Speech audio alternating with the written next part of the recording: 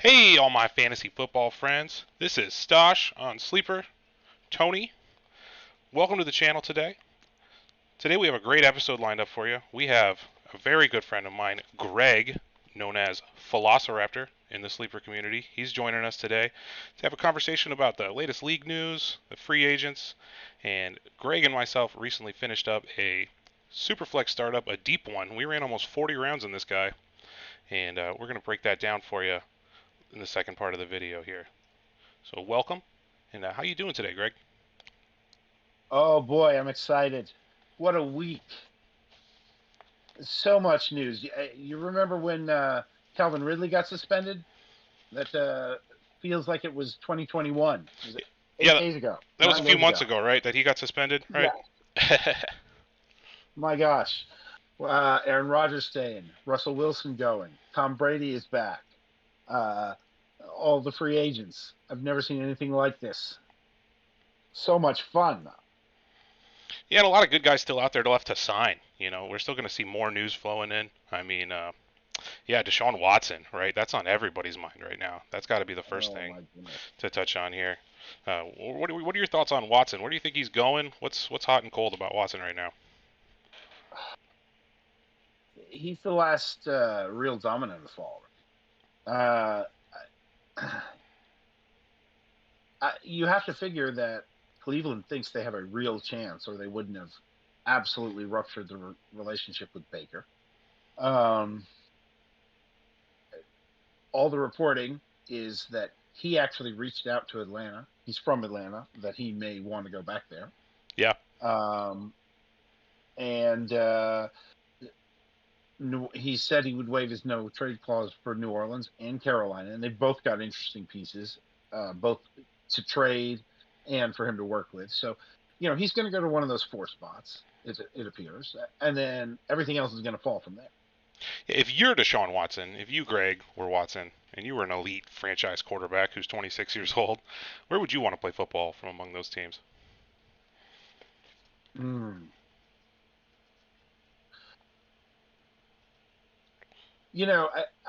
I think Cleveland and Carolina have better pieces in terms of cap space, weapons, CMC and DJ Moore.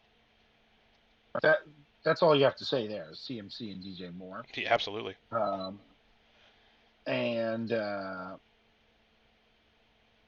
if not CMC and DJ Moore, then you've got Amari Cooper, Nick Chubb, Kareem Hunt, all of that over in Cleveland. Yeah, and I think that O-line in Cleveland has to be a selling point for him. It would be the best O-line he's ever played behind, and I think he's sick of being chased around and being hit. So to have some real hogs in front of him in Cleveland, what is probably a top ten offensive line in the league, that's got to be a selling point, I imagine. But I wouldn't be too excited to play on a lake in Cleveland. That's always been a struggle for our quarterbacks, is the winds and the weather that come from a water-based stadium, effectively. Oh, that's no fun. It- Baker's always struggled with that, but Watson has a big arm and he has a good leg, so that might not be too big of a problem for him. But he'd have weapons there. On the other hand, do you really want to go to the AFC North and have to play with Pittsburgh, Mike Tomlin twice every year, and then also you're playing Joe Burrow and Lamar Jackson twice every year? It's going to be what Russell Wilson's running into now. Yeah, that's that's something I think we wanted to touch on today. Is that AFC West is really an arms race right now with what all those teams are doing. I mean, akin to what the NFC West was doing last year. It was just every team is going for it all at the same time, and I think you're seeing that in the AFC West right now, and potentially in the AFC North, depending on how this breaks out with Watson's landing for sure. Absolutely. On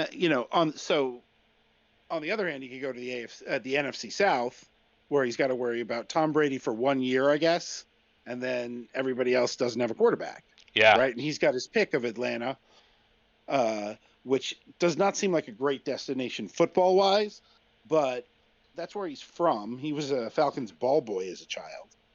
And, if he needs a personal restart, maybe Atlanta's a good place for him to go. But then the alternatives are Carolina, New Orleans. I think Carolina is a really nice landing spot if they can get him without moving CMC and DJ Moore. I mean, that would be the best weapons he's maybe ever had, or at least in recent years. I think so. Yeah, I would agree. It's probably his best crew. I mean, it's hard with what Hopkins was at his prime there and what they were together. I think McCaffrey would be by far the best running back he's played behind. So yes, I agree. What else is on your mind today, man? Well, Watson is the one really interesting domino. The other one to me that's fascinating is Baker Mayfield, right? Because I've got a fair amount of shares of Baker Mayfield. I like Baker Mayfield. I don't love Baker Mayfield. Yeah. I was never the Baker stans, but is he going to get another shot? Is he losing a shot because he's a difficult person, or is Cleveland the problem? He seems like the best option for the Watson losers, right? Yeah, I agree. When you talk about Watson potentially coming to Cleveland, it really makes you wonder what will happen with Baker. Like, would Houston even accept Baker as a relevant part of a deal? Or do they really like Davis Mills? Does Baker represent a significant upgrade over Davis Mills? It is a question I'd be thinking. That ship has sailed. No. I think they're going to go with Davis Mills. I think the issue would be, so then you have to send Baker somewhere for picks and send those picks for Watson. Yeah, it's almost like a 3-team stroke. And then, you think first team that comes to my mind is the Colts. I'm sure the Colts would love to get their hands on Mayfield right now with their quarterback situation. So if that was a sort of 3-team deal, would the Texans even want to assist in facilitating that? Because they don't want to send Watson to Indy, so they don't want to help them get Baker either. So that's a lot of moving parts in the Watson situation, the Baker situation here. That note that Baker put up on Twitter that Shefty retweeted was pretty sad. Pretty sad to see that as a Cleveland Browns fan myself. I mean, I can't say I'm in love with Baker either. I would love for them to make an upgrade, but it makes you a little just wonder for his future and just wonder what he might be thinking right now. I really think he's going to end up with a long career in the Kirk Cousins tier where nobody's ever in love with him because you probably have to put a top 6 roster around him to win a Super Bowl. Yeah. But my gosh, there are not 32 better quarterbacks. There are not 20 better quarterbacks. There are not 15 better quarterbacks. So surely he's always going to have a job and be making $1 bajillion. And the people are not going to be totally happy with him. But I don't know. That seems like where Baker Mayfield is headed. I don't think he was physically right this year. Do you? No, that shoulder injury definitely nagged him. And he's always been limited from a physical standpoint. Definitely the biggest thing Baker brings to the table for a quarterback for your franchise is his mind. I've read a lot of stuff about how he is just above the curve as far as analyzing a defense at the line of scrimmage and making adjustments.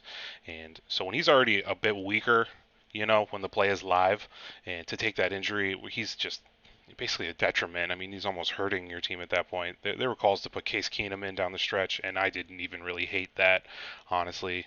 From a physical standpoint, they were probably right in the same tier, and you didn't want to get Baker hurt worse. So, yeah, I'm hoping for the best for Mayfield, but I'm kind of expecting the worst, unfortunately.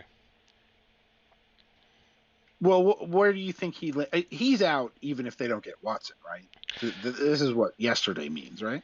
Yeah, so this is interesting because he's going to play under his fifth year option this year, and then the Browns always had the option to tag him. The team holds a lot of leverage here, and it's almost the antithesis of what you've seen with Dak and Cousins, where they bet on themselves and played under the tag in the hopes of a big payout, and it's more like the team's forcing him to play under the tag because they don't want to pay him, but they want to control his fate.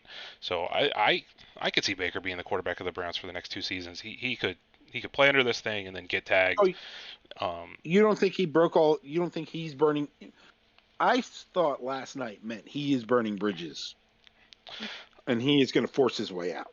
Yeah, he's hearing the rumors. That's what I interpreted that. That's a safe way to assume it. Yeah. I think he's forcing his way out. I think he's done. Okay. Yeah, that's how I read last night. Is okay? You're going to go play footsie with Watson. I'm out. Just trade me. That's fair. That's a fair stance. Yeah. Right, and so then I'm assuming now, even if they don't get Watson, the Browns are going to be trading Baker to Indy or Seattle or Carolina. I wouldn't see that this season. I mean, maybe that was a game changer last night tweet, but I mean, yeah, he said goodbye. He did say goodbye. He did, but then I mean, I feel like Aaron Rodgers said goodbye, right? Before he signed that contract a little. I mean, Tom Brady said goodbye, right? I don't think that's the same. Yeah, I mean, Baker's doesn't have that same clout. No, they were semi-retiring. They never said that was not I'm forcing out. This feels more like when Watson was like goodbye Houston. Yeah.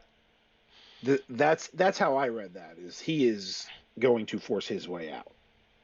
Yeah, I mean, maybe I'm just living in the fog. If they don't land Watson, I expected Baker to be their starting quarterback this season. But it's hard to imagine trading him away and finding someone else. Like, you'd be in a Colts-like situation where you just move off of Wentz and you don't have anything. I don't think the Browns want to be in that space. I think they'd rather just... Mariota? I mean, yeah, Mariota. I mean, Jameis. I mean... Willis? Yeah, Willis. He might be their 13th. Okay. Mm-hmm. So, like, all right. So let's just say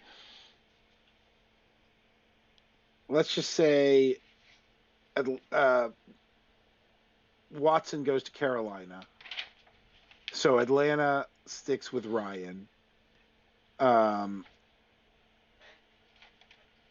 Mariota signs in Seattle. Yeah, could see that. And then Jameis signs in New Orleans. Yeah. Right? Okay. So who's gonna pick ahead of who's gonna pick Willis ahead of Cleveland? I mean, there's rumors of him at 2 right now to Detroit. I mean, who knows? Yeah, if it gets past 2, if that's not real, where's then these teams are all picking quarterbacks. That was gonna be my next topic here. Yeah. Right. These teams are all picking quarterbacks. I am starting to see less landing spots for the rookies, and I also think we have to ask if Jimmy G is going to be back in San Francisco. Yeah. I have Atlanta, Indy, Cleveland, Seattle, Carolina, and New Orleans still with unsettled quarterback situations. Am I missing anybody? Atlanta, Indy, Cleveland, Seattle. What were the other ones? Carolina, New Orleans. On the front end, I would say that's it for sure. I think some teams out there want some backups just in case. Like the Cardinals come to mind. I mean, Kyler put out there what he did, and I don't think they want to start the season with Colt McCoy in a worst case scenario. So, and then Pittsburgh a little unsettled still. I don't. Sure. I don't know if they're handing the keys to the car right to Trubisky. No. They didn't pay him like that. The Giants. Yeah. Yep. Yeah. Obviously, that strange contract to Tyrod. Yeah, how much did he get? I need to look that up. I didn't see. He's getting like $8 million a year. I think it was 2 for 14, 2 for 14, 2 for 16. It was not nothing. Yeah, that's something. That's something for sure. So these are the teams. So Watson goes to one of these teams. Baker quarterbacks one of these teams, right? Jameis quarterbacks one of these teams. I would assume. Mariota eventually lands with one of these teams. Yeah. And Matt Ryan either stays in Atlanta or goes to one of these other obvious teams because Watson went. Right? Yeah. That's 5. Right? So that really only leaves one more job for Jimmy G, and if anybody decides to just say Carolina, they miss out on Watson and they just decide, no, we're drafting somebody at 6. Like, you have to think Jimmy G might end up back in San Francisco. The Niners, they know more than any other team in the league, I would say, the tumult that you can find yourself in if you only have one quarterback and he goes down. I mean, they don't want to be starting C.J. Beathard's and Nick Mullins's if they put all their eggs in a Trey Lance basket and he gets hurt. So I could see them sitting on both of them and then starting Trey Lance to open the season and having Jimmy there just in case. You know, it's $5 million. So much money. Yeah, so much money. What are you gonna do? Yeah. But I think the Jimmy situation is a bit of a time bomb with regards to Lance. I mean, as we get closer to the draft, if Jimmy hasn't been traded, as we get through the draft, if Jimmy hasn't been traded, it's looking less good for Lance from a fantasy perspective. Yeah. The longer Jimmy G's there. I flipped the Lance share for Trevor Lawrence in the second yesterday. Yeah. And feeling pretty good about it. I like that. Yeah, those guys got to be shoulder to shoulder in most people's rankings, Lance and Lawrence. I mean, you can say, oh, Lance has the big upside. He's so much more valuable. Lawrence has that same upside. I mean, Trevor Lawrence threw for 4,000 yards last year, I think, and we know what he can do as a rusher. He's got prototypical size, and yeah, I love that trade for you. I would slam that in a heartbeat. Trevor threw for 3,600 last year, so close. But yeah. Oh, I mean, and of course, everything they've done for him this week, which we'll get to. But I'm wondering if this isn't bad news for people who are banking on these rookie quarterbacks, right? So, if you were playing with your mock draft machine 2 weeks ago, you were looking at Carolina at 6, but now they're serious players, or Watson. I could see them being serious players for Baker if Watson went to Cleveland. Yeah, cross conference is always in play. Yep. Right. Seattle at 9 doesn't. They look like they might be a team that tanks. They've already got 2 first-round picks next year in a strong quarterback class. I don't see them. So they might pass on this year's class. Denver at 9 would have probably been looking at the quarterback class, right? Washington at 11 have now filled their quarterback need. I don't see them taking quarterback at 11. They're trying. They're trying to compete with Wentz, which others have tried before. So we'll see where that goes. Right. So this quarterback class is being pushed down these boards. Yes. I think. And New Orleans is another possible landing spot. One of those 2 spots is going to get filled by Watson, perhaps. Right. Cleveland may open up as a premium landing spot for these rookie quarterbacks, conceivably, if there's a breach with Baker. Indy doesn't have a first-round pick, so they've got to fill it some other way. Yeah. Pittsburgh maybe takes a quarterback and develops them, but I could see this being a 1 to 2 quarterback first round instead of the 3 to 4 we thought. And I could see Malik Willis falling maybe all the way to Pittsburgh at 20. Yeah, and he could go at 2 also. I mean, there's some serious volatility there. We don't know. Yes. I've never seen this before in years past where there are guys who could shake out in any position on the board. You mentioned Mariota and Seattle. I kind of like that as an interesting landing spot. Mariota's probably hoping to compete for a starting job, and it's probably a lesser team that wants to take a shot on him. And I think he would be inclined to take that and research his career. But when you look at skill sets, I like to think that these teams like to match these skill sets up, so maybe they could sign a Mariota and draft a Malik, and whatever system you put in place would work for both those 2 players and their rushing upside. And so maybe that's something that we see where Mariota and Malik land in the same home. If not Seattle, then perhaps Carolina or otherwise. Yeah, that's not bad at all. That's not bad at all. Or of course, even Trubisky's got that same rushing style to him if he landed there. And also, I want to add, don't sleep on Sam Howell rushing quarterback. Yeah. I could see him being as high as the second quarterback off the board. I wonder if Kenny Pickett's small hands was good for some of these guys, some of these free agent quarterbacks' money. If people started going through the Senior Bowl and the Combine and thinking, no, this is not a class I want to invest in. So then all of a sudden we're seeing stronger plays on guys like Trubisky. People are all in Watson, Wentz. And then I do think once Watson goes somewhere, then everybody will want Baker. He'll go somewhere, and then Jamison Mariota will fall. Yeah. And we'll be down to one starting job left at that point. Mm-hmm. So it'll be interesting. Some rookie quarterback is getting drafted as a starter. Even one is, right off the rip. They're going to be selected by their team to come in and start day one. I think some rookie quarterback will be that.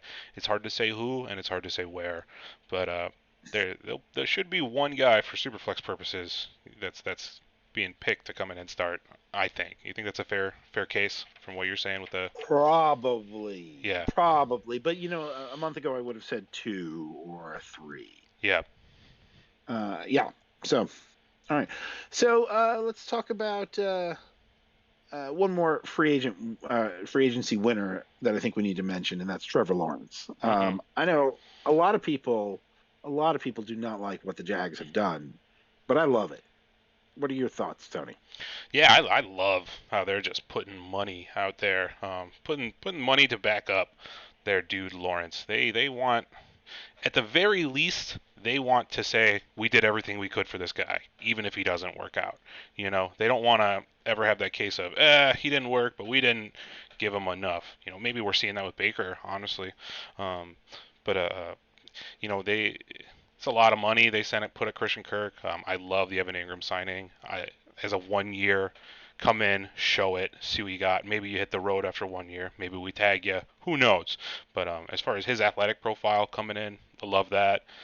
Brandon Scherf is just a mega signing that doesn't get a lot of publicity because he's a guard, but he's one of the best guards in the league. I mean, he's an all-pro caliber player, and that's going to be really good for Lawrence. He's the single biggest winner across all free agency in my mind for the NFL and for fantasy purposes, both.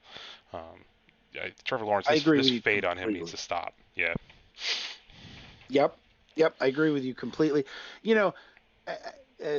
It's that sort of like an old philosophical idea that, if you look at a mountain from two different sides, it looks like two different mountains. Sure. Right. So if you look at 4 for $84 million for Christian Kirk, that doesn't look good. That looks like a team that doesn't know what it's doing. Mm-hmm. Right. But if you look at, they went out and got their young quarterback, the best interior offensive lineman on the free agent market, the best young wide receiver on the free agent market, the best move tight end on the free agent market.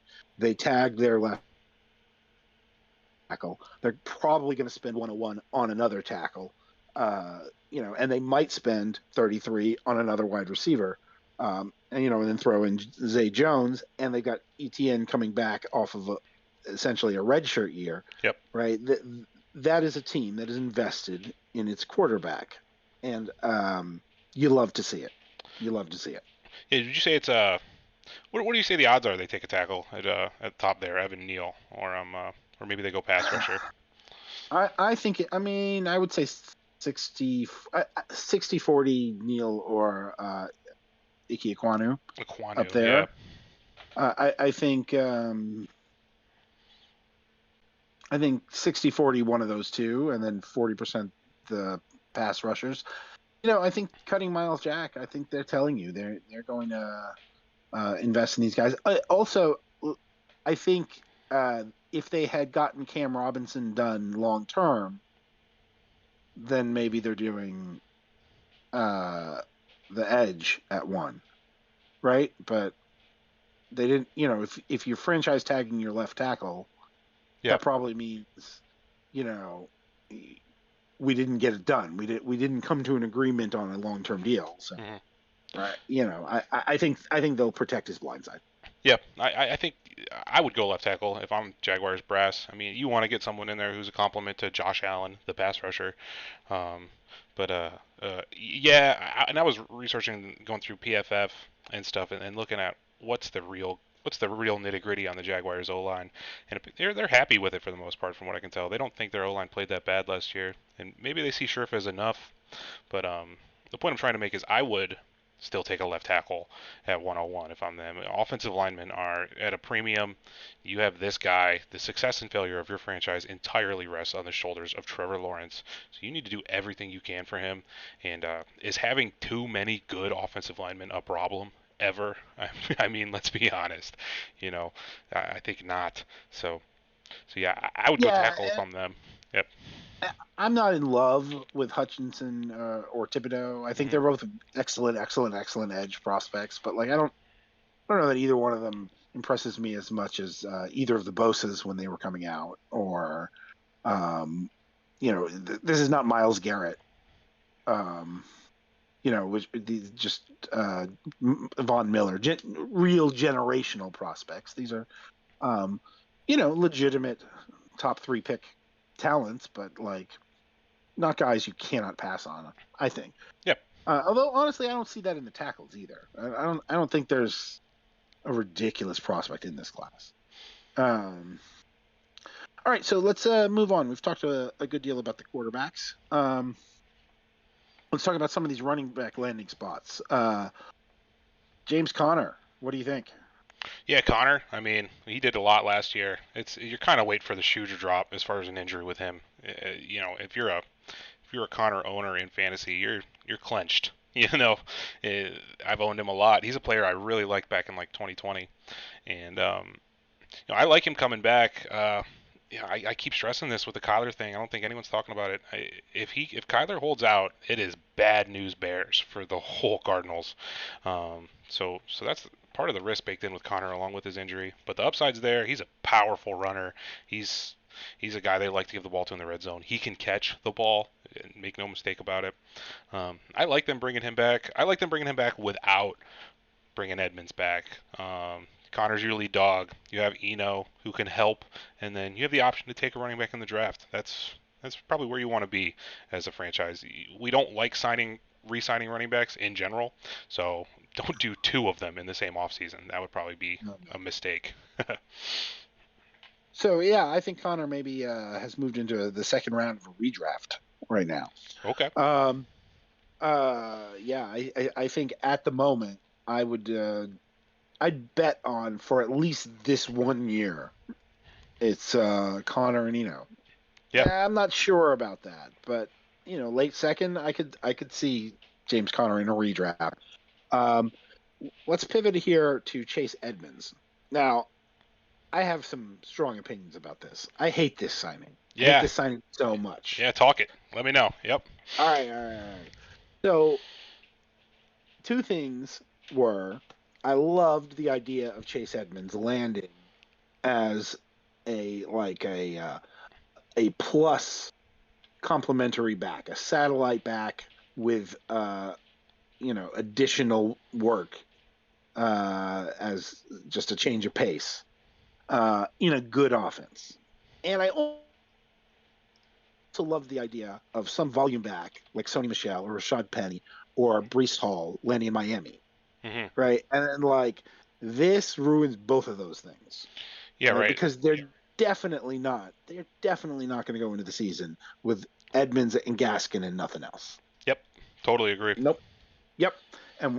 But they're also not going to take Breece Hall at the 203. I don't think they're not going to. I mean, maybe they do. Maybe they are heavily investing into it, but they're not going to go get Melvin Gordon or Leonard Fournette. Yep. What they're going to do is they're going to get Rojo, and they're going to give him 60% of the base offense snaps, and then Edmonds is going to get 30% of the base offense snaps and 60% of the passing game snaps, and then Gaskin's going to siphon off just a little bit. Yeah, he's going to fill in the holes there. And you're not going to want to play any of them. Yeah, I totally agree with that. And then you're going to layer all that on top of they have a weaker O-line. Yep. And it just makes a headache for fantasy football. I don't want any of these guys. Nope. Maybe Edmonds for way cheaper than you can get him for anyway. So it doesn't really matter. Yeah. Yep. Yeah. I hated that. Yep. That made me very sad. And it was the first signing of the tampering period. It made me very sad. Yeah. All right. How about McKissick? JD. What do you think of the? Yeah. You gotta love that signing if you're a McKissick owner, and you gotta love the signing if you're a Bills fan. This guy's very elusive. He's got probably, I don't know if he's got the best hands at the running back position in the league, but he's got to be up there. He's a good pass catcher. He adds a dimension to this offense that they have not had, and they were being linked to a McCaffrey trade. Probably can put that to bed now. Yep. And you kind of get a super McCaffrey light, a very poor man's McCaffrey in J.D. McKissick to add a nice element to this offense. You got to take the pressure off Allen from the backfield. You got to have threats in the backfield so that not everyone in the box is just keying Allen the whole time. And I think this is a nice sign. I got to look at the money they gave him, but I think this works, in my opinion. Yeah, and I think it works for McKissick. It's 2 for 8, I believe. It's not much. Yeah. But I think it works for McKissick. I think it works for Allen. I also think you have to be happy. This is the opposite of the Edmonds trade. I think you have to be happy if you're a Singletary owner, right? Mm-hmm. Because this is not competition for first and second down work. Yep. This is not competition for goal line. Who's going to be on the read option with Allen at the goal line? No. But it's probably enough of a buy that it precludes them going and signing Leonard Fournette. If they were going to sign Leonard Fournette, they'd have just given Devin Singletary the McKissick job. Yep. Yeah. So I think you're pretty safe there. And you have to love this if you're an Antonio Gibson owner. Yeah, that's where I was going with it too. Yep. The Gibson, I mean, he's looking good right now. I think a lot of people are thinking, I got to go out there and trade for Antonio Gibson. He's going to get this mega workhorse role. You can call your shot, but they're going to draft somebody, right? Yeah, let's be real here for a minute. I love the talent on Antonio Gibson. I love the age. I love this guy, and it's not going to be Gibson and Jared Patterson there to start the season. There will be high. Yeah, there you go. Yeah, if you have him and you can sell him as the next McCaffrey as a top 10 running back in Dynasty right now, which he could finish there, but if you could sell him at that price and get 2 first-round picks for Gibson, I'm selling him and I'm moving on with and not feeling bad about it at all, not looking back in any way. Yep. Or you can sell them now before they add somebody, or you could wait for the season and sell them after a few good games. Yep. Do you make anything of the Deontay Foreman to Carolina, real quick? Yeah, it's got to be a bit of an indictment on Chuba, right? I recently took Chuba in a couple leagues just as a bet against McCaffrey's health, which has been a pretty safe bet, but you got to think that they have those same concerns. They don't have the same confidence they once did in Hubbard, and it's interesting. I think Foreman showed some juice at the end of the season, and I'm happy for him to recover from his an Achilles tear that he was dealing with in the early part of his career. Yeah, still 25 years old. I mean, I got his numbers in front of me. He got 200 attempts on his body at 25 years old. This guy has yards left in him for sure. 6'1", 236. He's a house, and I think this is good things for Foreman. This is good things for the Panthers. This is bad things for Chuba. Yeah, Could it say anything about them wanting to be prepared for moving McCaffrey? Maybe as part of a Watson deal, something like that. It's so hard for me to see a McCaffrey deal because not only do you have to pay the Panthers their ask, which they've said is a first plus. If you're going to give up your first round pick plus a McCaffrey for McCaffrey, you could just spend that pick on Hall and be fine. I mean, it's a different skill set, but you'll get a beast who can handle the rock. And you get him for 4 years, and you don't have to pay any money. Precisely. Exactly. If anything, like McCaffrey's value under that contract is it's hard. It's hard for me to see him moving. Within a Watson deal. Yeah. Yes. Yeah. You have a really nice take on the way an NFL team should handle running backs. Why don't you walk our listeners through that real quick? You should never pay a running back. And the one exception might be like a McKissick deal. I might pay a satellite running back because they play a little longer and they're cheap to begin with. But like, you should never pay a running back a second contract. You just draft a running back on day 2 every other year, and you roll them through, and you give them, 1,000 carries on their rookie contract. And if you miss on one, you take then you take one the next year, right? And you just plug them in, and you. And it's not fair, by the way. It's not. Yeah. The collective bargaining agreement really needs to do something for these guys. Yes. But Ezekiel Elliott was everything the Cowboys wanted him to be, right? And then they negotiated hard to get the lowest second contract they could possibly get. And he hasn't fallen apart, and it's still a disastrous contract, right? It's very hard to imagine a second running back contract that ends up being a good contract. Very, very difficult. Like Javonte Williams, right? Like he is a time bomb for the Denver Broncos, right? Yeah, now. He is. Right? Like a year or two from now, he's going to want a bunch of money, and they have to be brave enough to say no. And they won't be. And they won't be because there's public pressure. It's almost an argument against getting a star running back for an NFL team. You made the case of just a team should be looking to draft a running back every other year, and I love that take. Just to always have fresh legs, to never have to pay a guy. And I think one team in the NFL may be modeling that, and that's the Niners. Yes. I think Shanahan knows that his system is what is producing. It's none of these guys individually. Yeah, Mitchell has talent. Yeah, Mostert is fast. I like Jeff Wilson carrying the rock. He's a real load out there. But none of these guys are elite talents by any means. But you get elite production out of them. And, I could see the Niners drafting. They could draft 2 running backs again this year. That's not even out of the realm of possibility by any means. And then they could turn around in 2023 and draft another running back in the 4th or 5th round. That's possible, because Shanahan and Lynch are some of the smartest minds out there, and they're not going to pay any of these guys. It was like pulling teeth for Mostert to get like a $1 million raise a couple of years ago. And, I know. Yeah, and what did he do when he got the money? He came out and he played like 5 games and got hurt, and then this past season he was done for the season before week 1 finished. It's right there. It's so obvious you cannot ignore it. Yep. It's never a good investment. It's never a good investment. Yes. And then I'm starting to really get into some of the tape on some of these running backs from this year's draft, and it's like, okay, I like that guy. I see talent.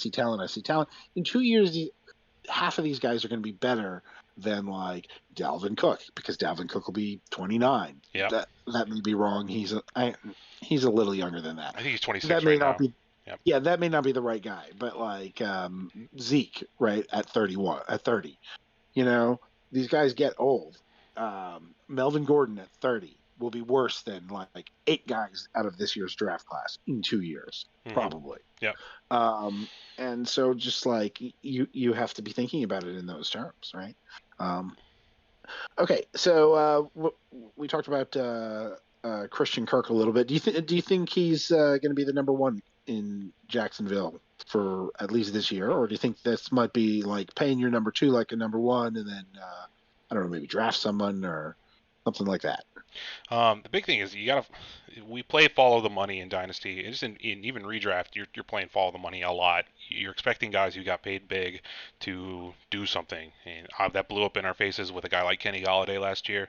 But a guy like Allen Robinson from not this past season, but the 2020 season, where he was very productive as an incoming man for the Bears, the follow the money worked out in your favor. So this is going to be another big test of that mindset. Does this money equate to 120, 130 targets for Christian Kirk, or is he going to be, a sub 100 target guy and just be crazy overpaid? I lean the plus side of that. I do. It's not that I love Christian Kirk's talent. I just love Lawrence, honestly, and I think Kirk's gonna be involved heavily. He's their number one target. I think they're paying him like it. So yeah, I'd be comfortable. What do you think would be the best pick you'd be willing to spend on Kirk in like a 3 wide receiver start, PPR draft right now? I mean, I think in a dynasty startup. Yes. Like 8th, 9th round, maybe. I think he's crept up to the 8th-ish round. Is what I was going to say. Well, we'll talk about that when we get to the draft we did. Sure. All right. So, did any of these names do anything for you? Cedric Wilson, Braxton Berrios, Zay Jones, Russell Gage. Gage a little bit. Guys, I don't expect Godwin to play for a chunk of the season. Open the season on the PUP, miss the first 6, 8, 10 weeks. That's probably happening for Chris Godwin. The Buccaneers know that, and that's why they're signing Gage. He's a guy who's caught a lot of passes in the NFL. Gage gets me a little interested. He's probably going to be the lowest in terms of draft position, a guy where you could still get a nice chunk of targets out of this guy from the receiver. You're not just looking for big play talent upside. You have real volume available for Gage in maybe the 10th round of your draft or later, probably later than that, in 12 or so. Mm-hmm. And then this is an indictment on the other pass catchers in Tampa. If you're taxiing Jalen Darden, if you've been holding on to Tyler Johnson, Scotty Miller, like those guys are they're done. They're cooked. If they had any confidence in any of those guys, yeah. It'll be a very, very deep. They just brought Brashad Perryman back. Yep, and there you go. That's even a bigger. That's right. Rough. So right. So okay, of those guys, I think Cedric Wilson. Intrigues me. It would not surprise me to see Devontae Parker moved along at some point soon, and Cedric Wilson as the starter opposite Waddle. So I don't know. A little interested there for the price you can get him for, right? I mean, like I tell you what, I got him on a couple of dynasties where I was a Gallup owner, and then I just that was an in-season waiver pivot, right? And I'll just throw him out here for a week, and then it turned into a couple of weeks, and then all of a sudden he was good enough that you held him through when Gallup came back. Gallup got hurt again, I think there's something there. I think there's a little bit of talent. Yeah, I got his page up here, and he's got that prototypical size. That's 6'2", 200. There's probably a lot of dynasty managers, like you said, who are sitting on Wilson, and they got him off the waiver wire 12 months ago or something. Mm-hmm. And you got to be feeling good if that's how you acquired Wilson and what happened for him. I'm feeling very good about Cedric Wilson, just in terms of growth, and what he can become. So. Yeah, I think every bye-week flex asset here, and then if some target opportunity comes, then maybe a little bit more of that. All right, Zach Ertz, you like that? Assuming Kyler comes back. Yeah. I mean, I probably stop mentioning that because it's clear, but I like it. He showed a lot more than I think any of us thought he had in the tank at the end of it. He looked like Zach Ertz again all of a sudden. So he's gone from a year-to-year asset to a 2-year asset now. Mm-hmm. Yeah, that's fair. I think I like him in a tight end premium. You can get him in a pretty cheap area, and he's a guy who's had multiple top 5 finishes at the tight end position. So you can't ignore that talent. Tight end's extremely difficult to play in the NFL. It might be the hardest position to play, and he's done it at a high level. So that puts him in some rarefied air among tight ends. Do you make anything of C.J. Uzomah? Do I make anything of C.J. Uzomah? I don't, unfortunately. This guy has always struck me as a jag, and it's. What about Gigantor? I do make a little bit of that. He's 3 years for Mo Alley Cox, yeah. Yeah, just because that system, that Reich system, it's tight end involved. Jack Doyle recently announced his retirement, and we'll see with Cox. I picked him up in our thing here at 26th round. I feel pretty good about that. And it's not mega money, 3 years, 18 mil. That's not nothing though. It's something for sure. But I like Cox, and I think he could be a sleeper, a high touchdown upside guy. Maybe not. Maybe he doesn't really ever get big volume, but if he were to hit 10 touchdowns in a season, I mean, would that surprise you? I mean, they could find a thing where Yeah. that's what they like to do is we're gonna play action to Taylor and throw a jump ball to the giant man. Yeah. Yeah. Right? Like Yep. you can do that, right? Yeah. You can. Why don't teams split a guy like that out wide? Because the big guy Cox like that. Yeah, wide to the wide side, and then we're gonna either run to the short side or we're gonna play action to the short side and throw it up. And if you go 1-on-1, we'll just throw a jump ball. And if you put two guys out there, then we're gonna run the football. I've always wondered that. I think we did see that a lot with Gronkowski, where and we're seeing it now with Pitts, where the guys out there a lot. But you should see it more. I mean, Calvin Johnson saw it a little bit with Calvin Johnson. They would do that. Yeah.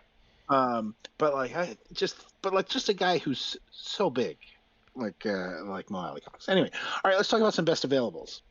Yep. I've got 2 tiers of running backs. I've got Fournette, Gordon, Patterson, and then I've got Rojo, Penny, Sony. Yeah. Start at the top of the list. We'll chop them up quick. I think Fournette's coming back. But it's probably a little higher percentage than you want to think that he doesn't, though. Because you think about this guy, he's already got a ring, okay? And then the reason he left Jacksonville is because all of the guaranteed money on his contract was voided. So Fournette really hasn't been paid yet, truly. He doesn't have that. He's got a ring on his finger, and he does not have big money. And most NFL players just want both of those throughout their career. They want some generational wealth, and they want to win at least one Super Bowl. And you don't always see the inverse where they get the Super Bowl first, but that just happened with Fournette. So if he were to take a big money deal in Atlanta or I don't even know wherever, I could see him walking away from the Bucs. I could. I think a lot of people say it's like 5% he walks, but it's probably closer to like 20, honestly. There. Yeah. Cordero, he's such a wild card. I don't know what to make of that. He's so old. Nobody wants to pay him. He's so successful in Atlanta, but there's other options for Atlanta. Deal, right? Yeah. I think a lot of these running backs you can pay. Like I feel comfortable paying running backs a 1-year deal. Like all of my stuff about you just take running backs. Yes, I believe in that. But like, look, if you're going to give me 1 for 8 here and there for a guy who fits a need, I'm okay with that, right? And like I think a contending team could find a creative way to use Cordero Patterson in a way that makes him fantasy interesting again. Very poor man's Deebo Samuel. Yep. So I can see that, but he could also go back to Atlanta and get a good role there. I think what Atlanta does is going to depend on what they do at quarterback, right? Like you could easily see them just if it's Matt Ryan, it's Cordero Patterson, and if it's Desean Watson, it's Leonard Fournette, and something like that. Melvin Gordon. Yeah, you're the. For those of you at home, Greg is a big-time Broncos fan, and why don't you take it with Melvin Gordon? What do you expect from that? I think they're. So I think Melvin Gordon has a history of thinking he's worth more than the market thinks he's worth. That's the truth. And listen, I've always been a Melvin Gordon fan. Melvin Gordon played with Russell Wilson in college. I didn't know that, actually. I did not realize that. But yes, right. Yeah. Oklahoma? Not Oklahoma. Wisconsin. Wisconsin. Yeah. He wants to go back to Denver and be paid. Denver wants him back super cheap, or he can go, or they'll just give Javonte a bunch of carries. But like, if nobody wants to pay him, he'll go back to Denver for cheap before he goes anywhere else for cheap, right? Sure, so like that, I think is so like it's. Does Atlanta want to pay him? Like, okay, so if Watson lands in Atlanta, then they might go after Gordon, or they might go after Fournette. If Fournette leaves Tampa, I could see Tampa paying Gordon for 1 year, 1 for 8, something like that. Yep. Right. But like, if all of those fall through, then he's going back to Denver, and he's gonna be the 1B, and he's going to cannibalize Javonte's shares, and he's a good goal line back, and he pass block, so he stays on the field. So, like, you're not going to love any of that for fantasy. So you're really hoping that somebody pays him. I don't know what bad team is going to pay him, but you're really hoping that a bad team pays him. Miami would have been an obvious option. This is one of the things I didn't like about the Chase Edmonds signing, right? Yeah. So, it's not totally clear to me who else besides Atlanta has real full-time work. Tampa, obviously, for either Fournette or maybe someone else. Yeah. The Chiefs could use Melvin Gordon and do some stuff with him, I think. Yes. That would be an interesting fit for him. The Chiefs could, Buffalo, but like again, like he's kind of missing some opportunities here, right? Like his opportunities are starting to dwindle. If McCaffrey got moved, I don't think he will. Houston has all right. There's a bad team. Okay, if Houston wants to make Davis Mills work, they give Melvin Gordon 1 for 8, 1 for 9, and that's twice what anybody else will offer him, and he goes there. I could see that. Yeah. What I see with Gordon potentially happening here is like every year we see this one vet running back who kind of holds back, and he waits for someone to tear their ACL, or he waits for that nice opening, and maybe that's Gordon. Maybe Gordon doesn't sign till like late June, July, or even into the season. I could see that in play for Gordon. He's not someone who needs the dog days of summer to learn a system. He's been successful in multiple systems in the league. He's a clear skill set. If a team brought him in, they know what they would be doing with him right off the rip. So if anybody is going to lie in wait, it might be Melvin Gordon. I don't know. It might be. I kind of think Denver would give him 1 for 4, which is probably enough to keep him from doing that. Yeah, you may be right. I do think there's a decent chance he's back, right? But like, I'm really interested if somebody wants to pay him to be their 1. Yeah. What do you think about Penny and Sony? Penny's got some juice left in him, I think. You're talking about an older guy, a little bit, and I think he's 25 years old. I'm going to look at him here. He's 26 right now, but his career carries. I mean, he's only has 200 attempts on his body, and he's got the good size. He's got that former draft capital. He's a former first-round pick, so the talent's there. Penny's a guy who could go and sign as a starter and then do stuff with that role. Penny's very interesting to target right now if you're drafting, and I think you got him in the 11th round as I'm looking for this one. But he's neat. He could come in and sign and take that Atlanta job and be the lead back and be good with it. And maybe him and Cordero could play off each other as a pass catcher to an early down. I like Penny. I expect things from Penny. What I don't expect from Penny is for him to go back to Seattle. I do not expect that. I think we're past that point. Yes. Somehow. Yeah. So, I mean, this blurb right here I'm looking at says Rashad Penny wanted back, but I think, it's not. Yeah. That's not happening for him. Houston's another interesting spot for both of those guys, Penny or Sony. Yeah. Right? Like, so if you're wanting to support Davis Mills, but you don't want to pay an old guy like Melvin Gordon, you want to maybe solve the position for multiple years, and do it at an affordable rate. Maybe you give Penny or Sony a mid-price 2-year deal, and give them a chance to, revive their career as a premium player. Yeah. I don't know. That makes some sense to me. Let's talk about wide receivers real quick. I have the 5 best available as Allen Robinson, OBJ, Juju, Landry, and Will Fuller. That's right where I'm at. I got AJ Green at the end of that list, but We'll see what happens with him. He's probably going to retire. But so Robinson, done or in? A player. What do you think? I think Robinson is a smart man who's waiting for Watson to settle in, and then that's going to be his first visit. I don't know why you don't see that more often with free agents, where they wait and strike until a big quarterback lands. I'm amazed more guys don't do that. But if I'm A-Rob, I'm just chilling at home, waiting for Desean Watson to, because you're the biggest name out there. You know that you've put more on the field than most of the other guys on the list. And I'd be just, if New Orleans does not have a 2 beyond Michael Thomas, and if they land Watson, that's where I'm going, as Robinson, to go down there and hopefully play with this guy. But Right, so the 3 good jobs left are the Kansas City 2, Mm-hmm.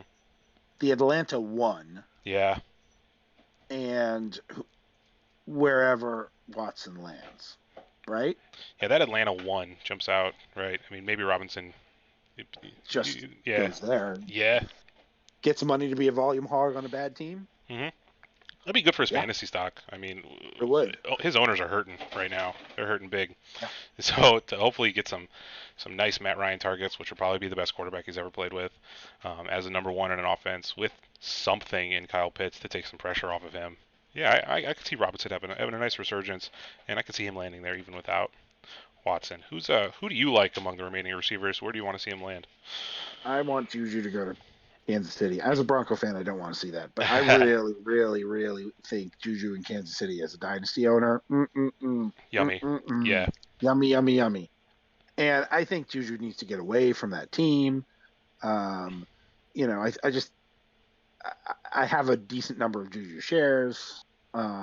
Most of them not purchased at that, 112 startup price that he peaked at. No, he had an insane price back in 2019, 2020. But but when he faded off of that, I added him in a few spots, and so that Landry's also rumored there, but one of those two guys probably has to go there. Robinson has been linked to that too.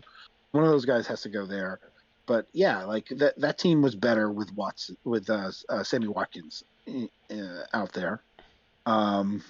They could go back with Byron Pringle. I actually think he's a good player. And they could draft somebody, right? But that is a landing spot that one of these guys could fall into that would make them very fantasy interesting to me. I would suddenly be very interested in Landry in a PPR redraft.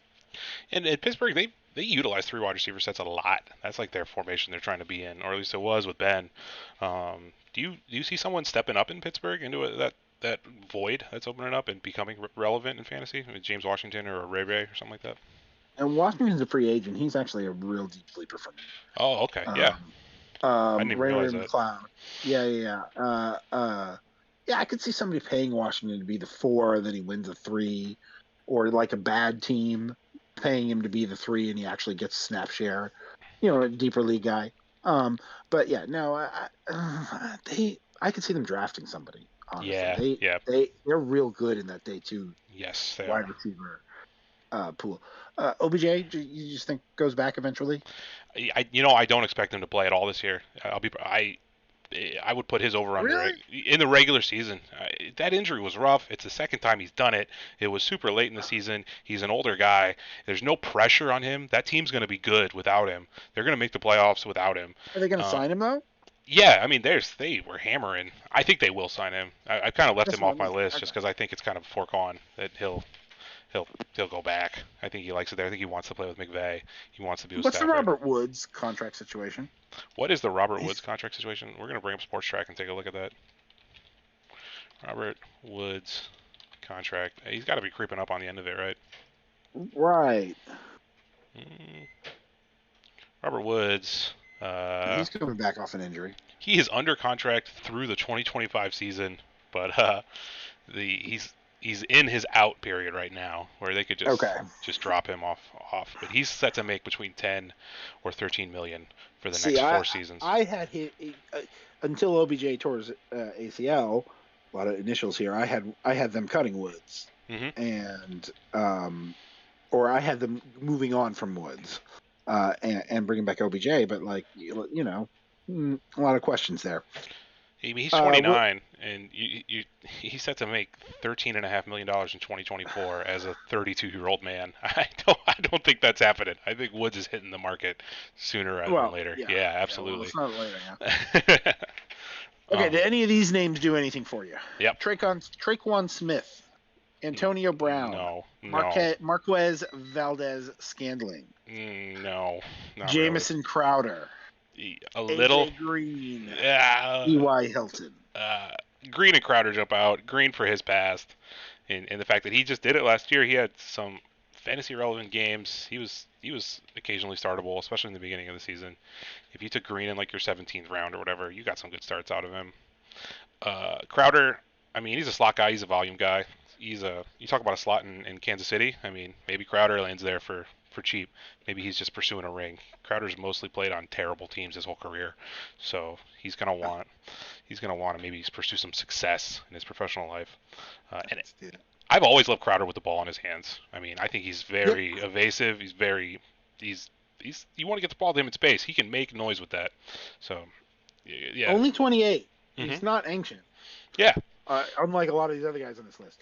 So the guy on that list that is interesting to me is Trey Kuan Smith, who I think has always been misused. And when he finally, for like 4 or 5 games at the end of the season, got back into that offense with no other receivers, I thought he showed a little bit. He was a day 2 pick. And like that was the best 4 or 5 game stretch he'd had in his career. You know, receivers sometimes take a little bit. I could see him going back to New Orleans and being the starting number 2 opposite Michael Thomas with Jameis Winston if Watson doesn't land there, right? So I think there's a little sneaky fantasy value with Trey Kuan Smith to me. In New Orleans, starting at the beginning during last draft season, I really started to like Marquez Callaway. He had mega snaps this season and did almost nothing with it, but if I had to better pick with his snaps. Yeah, I guess I've always leaned into Callaway, or at least that's where I've been at for the last like 18 months. But it could definitely be Trey Kuan. They have almost the same exact build. They're both 6'2", 200, and yeah. Right, so Tony, what remaining questions do you have about the rest of free agency? Well, Greg, a couple things that are on my mind right now is what are the Colts going to do at quarterback? That's probably what everyone's wondering. And the other one, I'm just going to throw 2 at you to try and walk through, is what are the Packers going to do at the tight end position? A position that's been pretty valuable in the past.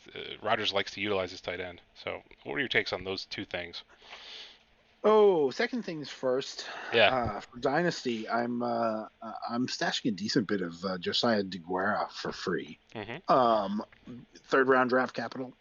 He was a converted fullback, I think. And so, he was the number 1 at the end of last year, is the number 1 now, and they don't have a lot of money. So I'm just going to, Robert Tonyan's a free agent, right? Yeah, so, yes, he is. So I'm stashing that. And I kind of think that they're probably in a money position where they have to take what they can get.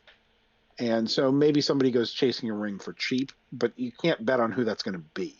Like, could it be O.J. Howard? Yeah. Could it be Eric Ebron? Would he be?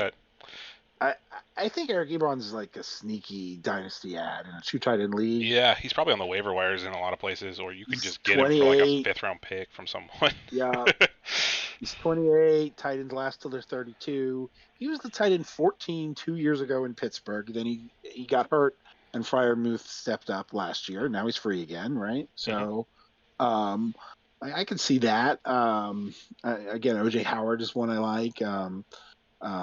Gerald Everett, so somebody who's going to take 1 for 3 and go compete with DeGuara. That's what I think you're going to see there. You think it's safe to say Tonyan doesn't come back, though? I mean, it's. I wouldn't be shocked if Tonyan was paired with Alberto. Yeah. Yep. I could see that. I wouldn't be shocked of that. Mm-hmm. But no, I think if Tanyan's cheap, he'll come back to Green Bay too, right? Like, but all those. Another place like Cole Kmet, right? Like the quarterback coach from Green Bay is the OC for Eberflus now in Chicago, right? So Cole Kmet, he's a partner. Jimmy Graham's going to retire, right? So maybe Robert Tonyan. So anyway. If Tonyan could go back, someone else could go back, but I'm not betting on anybody in particular because I think they're going to have to make a value play. I don't think they're out for the best tight end left on the market or anything like that. Yep. We already kind of touched on the Colts quarterback, but put one name on the Colts for the upcoming season in your mind. I think the most likely. Baker Mayfield. Okay. Yeah. Ooh. I'm a Browns fan. Ooh. Yeah. And my second name would be Marcus Mariota. Yeah. I think those are the 2. I think one of those 2 guys is probably the starting quarterback there. That's. Yep. It won't be Watson. They're the only team that's locked out of the Watson stakes, right? I wanted to float this because this was really percolating in my brain. Yeah, You want a three-way trade. Yeah, like we saw this in 2009. The Packers refused to move Brett Favre in division to the Vikings. They refused to do that. But once you let go of his contract, it's out of your hands. And so he went to the Jets. That version of Madden shipped with him, Brett Favre, the Hall of Famer, in a Jets uniform. And then he didn't play a snap for him. He got moved right to the Vikings. So I just want to put this out there that if Watson gets moved to like an Atlanta, one of these late ads into the contest. If he gets moved to Atlanta, it's because he wants to go home, man. Yeah, but yes, I agree. What I'm talking is a super niche scenario that I just want to float out there, and that is the Colts coming in and buying Desean from wherever he lands, and it's a Favre-esque scenario. Now, are you suggesting that the middle team has this set up in advance, or that the Colts have an offer on the table the second they hear about the trade? I think there is a decent chance that the Colts have, decent in terms of like 1%, have worked with Atlanta, specifically Atlanta, that to acquire Desean via Atlanta, and where Atlanta goes and gives that ransom for Desean, and then the Colts, who have a ton of cap space, who could probably take on some bad contracts from Atlanta in a deal and provide some relief in that regard, come in and compensate Atlanta for everything they gave up plus more in order to bring Desean home. And not home, but to Indy. This is Jim Irsay we're talking about, one of the sketchiest owners in the league. This is a guy who's just come out and lied right to our faces. He also has championships under his belt, so he fancies himself a champion and wants to regain that, and has a great football team that he will do anything to get behind. So, if there's if you can get 200-1 odds that Desean plays in Indy, it might be worth throwing $10 on that. I don't know. Okay. I don't know. Okay. It's just something that I've kicked around. It's just an idea, Okay. I'd probably back out of that deal as soon as I had him on my team if I were Atlanta. But okay. That's fair. But you got to wonder if, through back channels, the Colts aren't communicating with him. Maybe it gets found out, and then they get sanctioned. Okay, yeah, dock me a third-round pick. I just gave up 10 picks to get him anyway, so who cares? It's interesting. All right, it's something in the back of my mind that I wanted to put on the record. I actually think they'd be a perfect landing spot for Baker Mayfield. The Colts? I think they'd be a perfect landing spot for his skill set. Sure, hand the ball to Taylor. That's his skill set. He's real good at giving the ball to a powerhouse running back. I like him on play action too. Yeah. I like him on play action, mm-hmm. and I think he'd be an upgrade for Pittman. One thing you can't say about him is his touchdown interception ratio has been very good. Mm-hmm. All right. Let's turn quickly to this startup draft we did. We've been recording for a while already. Yeah, I love them. But let's. Mm-hmm. We can save that for another video if you want. I'll just put that out there. We're just chatting it up, but we can break it down. We got enough time, I think. I have enough time if you do, sir. So. Oh, I got about 15, 20 minutes here. Right, well, you can go first, and then if you got to run, then maybe I can just conclude it from my side. How's that sound?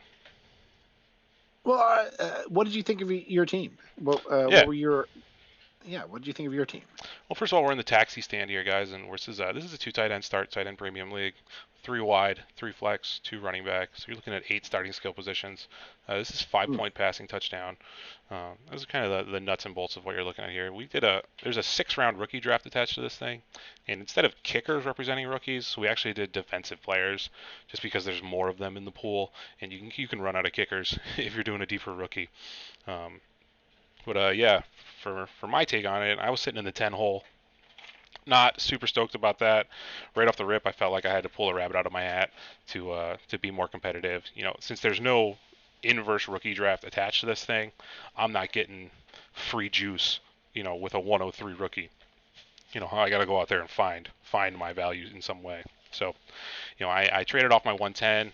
I got the 3.1, the 6.12, and the 23 first as a 3-for-1 trade. I was ecstatic about that trade. The guy came up, Jack Powers, and took Pitts. That's probably who I would have selected in that spot had I stayed. Like Pitts, Chase, Lamar, Harris, all would have been in play. But in the 2 tight end start, we're looking at Pitts is a great ad here. But my team, yeah, I like it. I would give my draft, my team, an 8 out of 10 for myself. I got a player I love, a cornerstone asset in DeAndre Swift. And I just want to note on him that I think this guy's really the new age workhorse that we see, where he's not getting 20 plus touches a game, but he's getting feature touches in terms of screens in a timely manner. Just they want to get him the ball in a very productive way and less of a high volume way, which I think is what you want to see for Swift. I just love this guy's talent.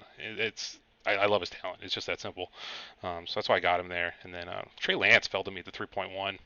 You could see this massive quarterback run, this 7 quarterbacks in a row that occurred at the top of the 3rd round, and I got my choice from among them. I took Lance. Don't regret it. If I hadn't gone Lance, I would have taken Lawrence. This whole run occurred prior to Russ being traded. Otherwise, you may have seen him jump a couple slots. Do you think you'd rather have Russ than Stafford right now? What do you think about I'd that? have taken Russ. Yeah. I'd have taken Russ in Denver. Mm-hmm. Yeah. Yep. I probably would have flip-flopped those two. Honestly, the thing I regret the most is not getting up into the 4 young quarterbacks in this run. The thing I regret most, I ended up, so 3. Just for the listeners, so 301 Lance, 302 Fields, 303 Hurts, yep. 304 Lawrence, and I'm at 305. I took Stafford, Wilson, and then Aaron Rodgers at 307. Aaron Rodgers, another one, is this was before he came back. We all were expecting him to come back, but there was still you had to have a 10-15% chance on retirement. Out there. Mm-hmm. So both of those guys may move up. Stafford might move down a spot or two, although I would still have him ahead of Rodgers for the age. But I think that those young guys represent good value. Obviously, Jalen Hurts, the divisive one of the bunch. Yeah, very much.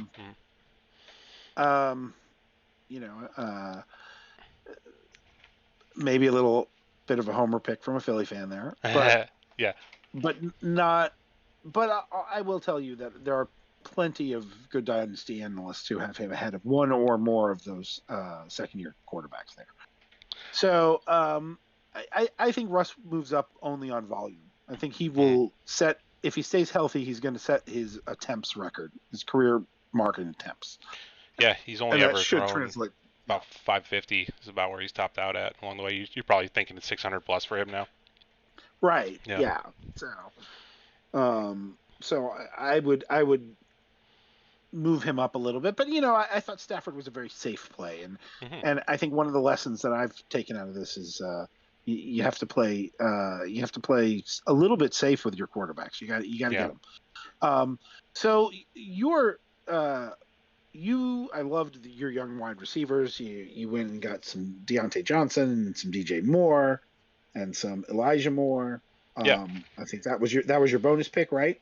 Yeah, the 6 I got the 6-12. I made 3 6th-round picks. At the 6-12 from trading off my first, I got Elijah Moore. I feel like that was a nice solid spot. Freiermuth went 2 picks earlier, and I don't have a tight end yet, so I may have taken. You functionally turned Pitts into Lance, Elijah Moore, and a 2023 first. You got to feel pretty good about that, right? Yeah, I was not expecting Lance to fall, but I knew I would get a quarterback in that area of the draft. I just didn't have, I almost took Lance at my 2.3 instead of Swift. I did. I almost did. But the concerns over Jimmy G we've mentioned cooled me, and I took what I thought was a much safer play in Swift. And I planned on doing a 1 run back or a 0 RB approach. I don't draft my second RB till the 14th round. That's how I think you draft in March. You don't mess with running back for the most part. Before the NFL draft, for sure. Yeah. Before the NFL draft, you cannot be. There are too many landmines to dodge there. So I think the most interesting thing about what you did, though, by far, is all the rookies you took. And I think we got to talk about that. Yeah, so what I want to touch on is there's a couple points there. First of all, when I took Lance, that was a big dictator for my team because of his risk profile, and what may be his long-term career. Like, I feel safe when I have Lance and Swift. I feel safe on the long term, and I feel a little scared up front because if Lance doesn't play, so I'm immediately thinking I'm building for 23. I want to prepare myself for a championship window in 23 to open up, and I'm not really a contender this season. I mean, maybe I sneak into the playoffs, but I'm not looking to move futures to compete for a title this season by any means. Of course. Yeah, no. But Yeah. So what you did is something that I think is very risky because I'm not trusting this year's rookie draft class, right? Mhm. So you got very deep into the rookie draft picks that we were, of course, drafting here, and I'm actually going to quickly pull up the draft board here, the rookie draft board. Yeah. Right. So you're sitting on 101, 104, 107, 12. You got 203, you got 208, 210, 211. Right. So this is what you did. You took, I want to say, 2 teams worth of rookie picks. Yeah, I did. And if this class turns out medium, you're going to be in good shape. Mm-hmm. And if this class turns out, like that Corey Coleman, Laquan Treadwell class. What was that, like the 2017 class, 2018 class, something? No, I think it was 2016. Okay. So there were some bad classes there, 2015, 2016. Yep. If it turns out like one of those classes, you could be in 3 years of difficulty, right? Yeah. I acquired 223 first along the way, so yes. I'm a little insulated in that realm. But yeah, if these rookies miss, I took the 101 at 4.3 with the intention of it being Malik Willis. If we had the rookies live in this draft, I would have taken Malik there, which is probably early. But a little bit. The flexibility that I could pivot. This is pre-combine. We were making most of these upper picks. The flexibility that I could go Brees. I could trade the pick to someone who's hoping for Brees, is what made me want that 101 rookie at 4.3. I mean, we're seeing Brees kind of mocked or whatever in the second round right now. That's the aggressive teams are taking him there. So if I could get that kind of value in a trade away, like a second round pick's worth of value to trade down, I would do that. I'm in tumult at quarterback. I'm not gonna lie to you. I got Davis Mills in the 11th. That's a cool spot, but I don't. I love that spot. Yeah, but I have problems at quarterback, and that's why I'm not trying to compete in 22. It could roll heavily in my favor. Lance has a mega breakout, and then I get a rookie.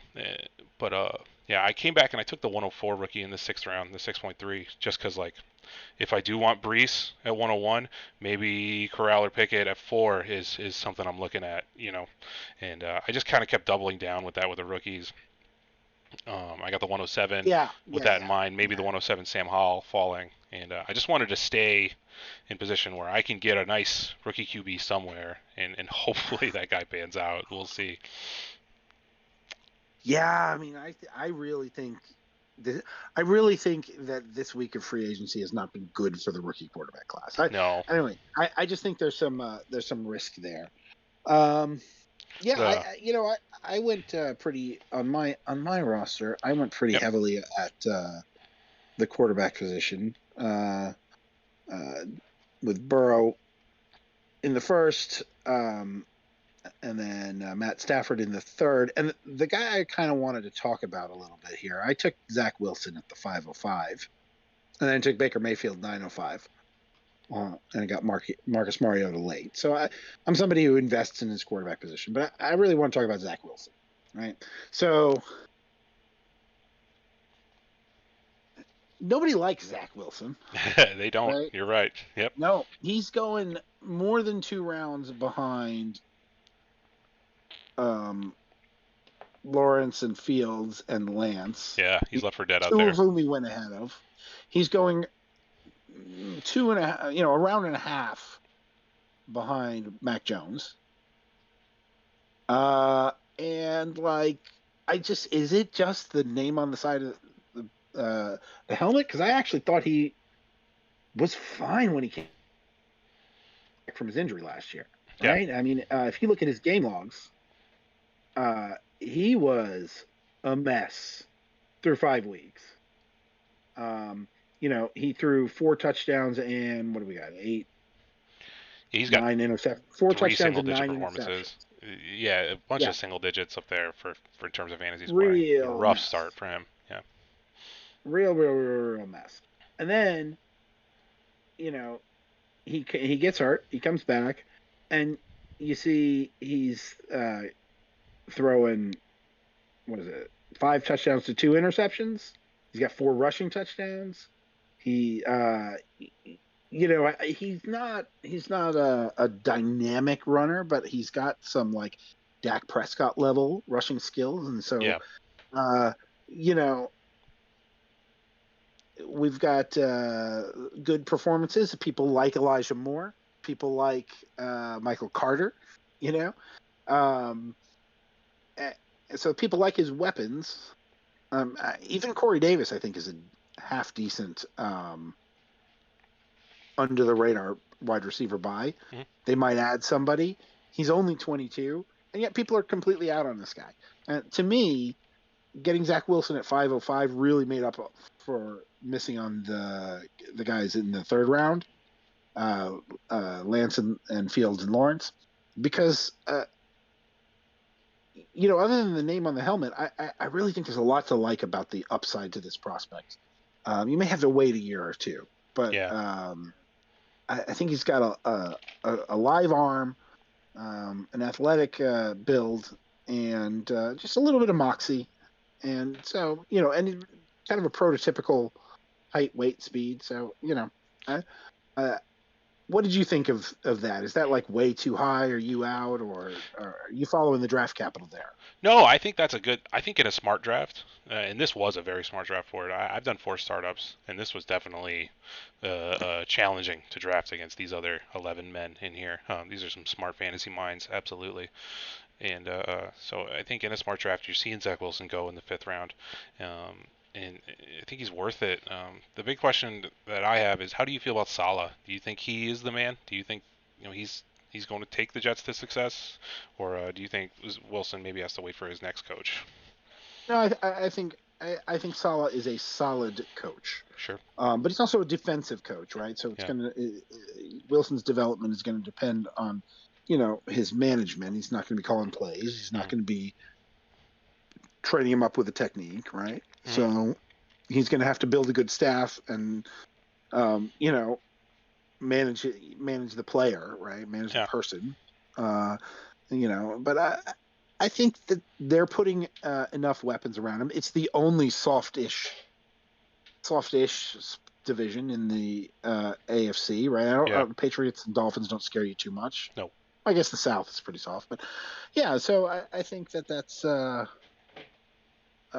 I felt really good about the pick. I know a lot of the other owners thought it was a bit sketchy, but I mean, it's 3 picks ahead of Derek Carr, and he's 22 years old with number 2 overall draft capital.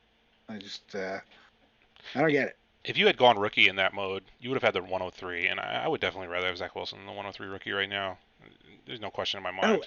Yeah, he's got the talent. Absolutely. Mm-hmm. I would rather have Zach Wilson than any rookie in this class coming out. Like, I don't know. Maybe I kind of. That was honestly, I wasn't going to take a rookie pick until Zach Wilson went off the board. That was actually one of my thoughts. Yeah, that's smart. And there was another player. There was another player in there that I was considering at a later spot. Like, I wasn't going to take. I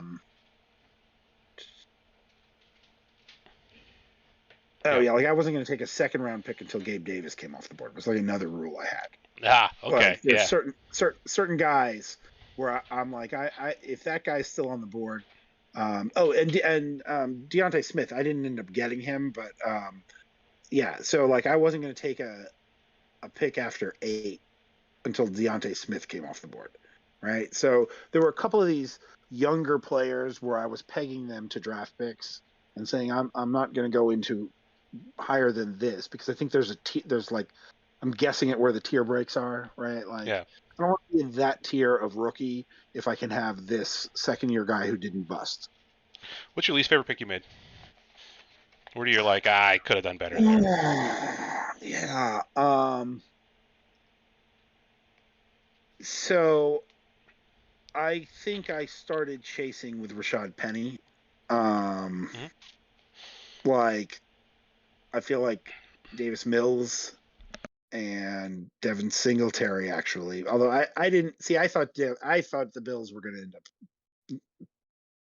sidelining Singletary. I don't regret that one too much. But Davis Mills, there are some Michael Gallup. There are some receivers, Christian Kirk, who I actually got in the next round. Yep. Who, to me, like, I took Rashad Penny at 11.5 because he was my first running back. Yep. And I was like feeling a little desperate, feeling a little pinched. Yeah, I was there with you. It was rough. I had Swift, but there wasn't a lot going on after right, that. So I didn't go anyway. Right, and there were a couple of spots where, like, okay, I was going to take Michael Carter, but then he went a couple of spots before me. So there were a couple of spots where I was considering a running back, and then they just went a little too early for me. And so because of that, I feel like I rushed that pick, or not rushed, I forced that pick. And like the value would have been for me to just keep not taking running back. If we're redrafting this thing right now, if you're on the clock on the 9.5, would you still take Baker Mayfield in that spot with every, like, today? Or would you maybe go for a Sutton or a Knox or a Bateman, someone like that? Yeah, I think I might have looked at the rookie picks. Because he's your fourth quarterback. You're not drafting Baker to really, like, you need him, No. I might have looked at the rookie picks. I might have looked at Chase Claypool. I might have looked at Mike Williams. Yeah, Claypool was there. Claypool slides to the 10.2. Oh, I'm sorry, I had it backwards. Those Bateman guys went ahead. It would have been, so your run from the 9.5 where you took Baker was Baker, Cole Kmet, Brandon Cooks, DeAndre Hopkins, Mike Williams. I'm taking Baker overall. Mike Williams, Chase Claypool. I'm not sure what pick Joey Bosa is representing there. I think Donald's the 112.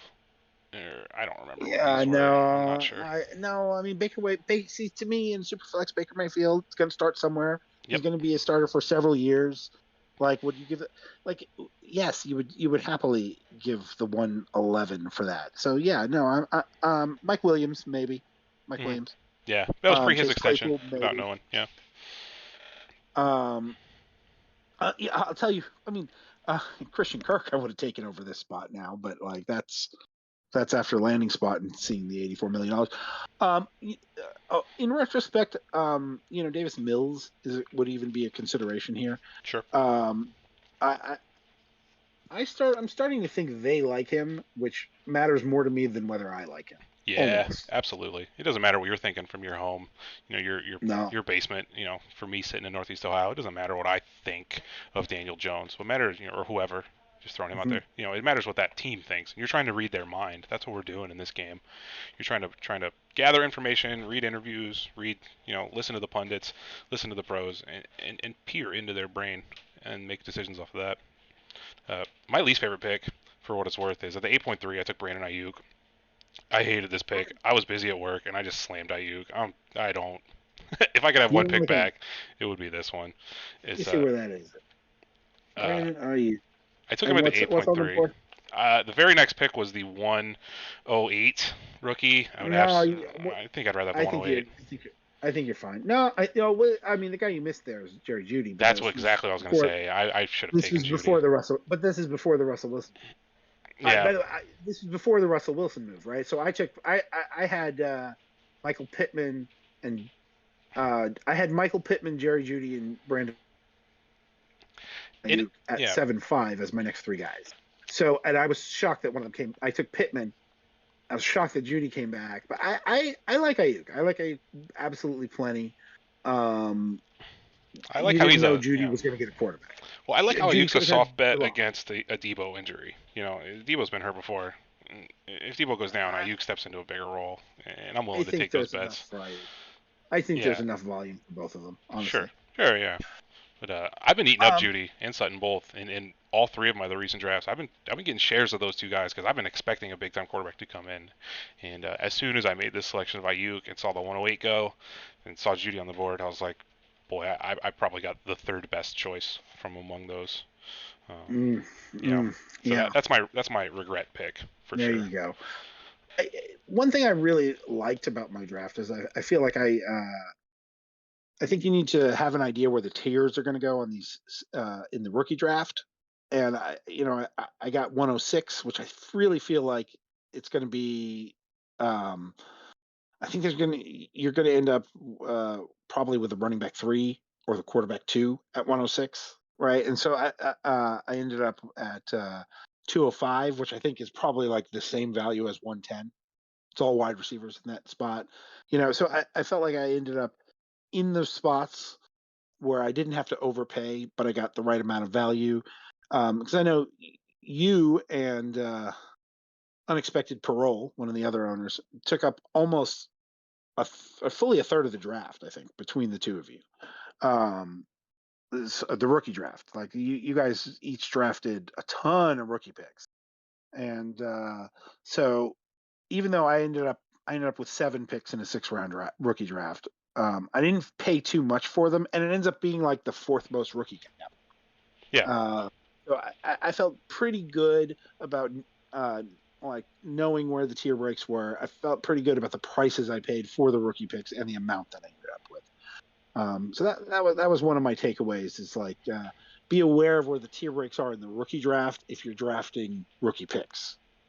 Another one of my takeaways was I thought that in a 2 tight end league, man, you did not need to force the tight end 2 because it just kept running. Yeah, it did. Right, like so you might go so okay, here's another pick I regret. Here's the pick I regret. David Njoku. Really? I was going to say this was a great slot for him. I was jealous when you got David Njoku in the 14th round. It is a perfectly good slot for him. Yeah. It is a perfectly good slot for him. And yet, is he like really that much better? I mean, like Rob Gronkowski goes 3 rounds later. Albert Okuyeboom goes 3 rounds later. Mm-hmm. Right? O.J. Howard is in the 22nd round. Yeah. Donald Parham and Trey McKitty in 22 and 23. Mm-hmm.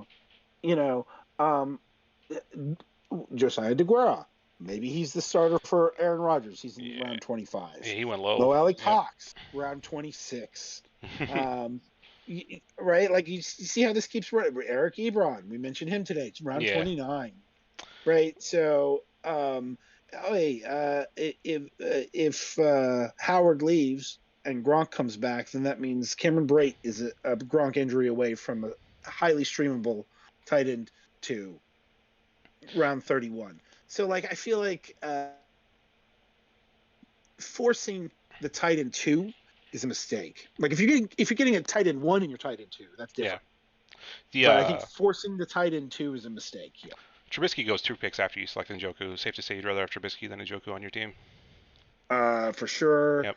I mean, I'm looking at some of the draft picks. I'm looking at Kenneth Gainwell. I'm looking at Odell Beckham, Russell Gage.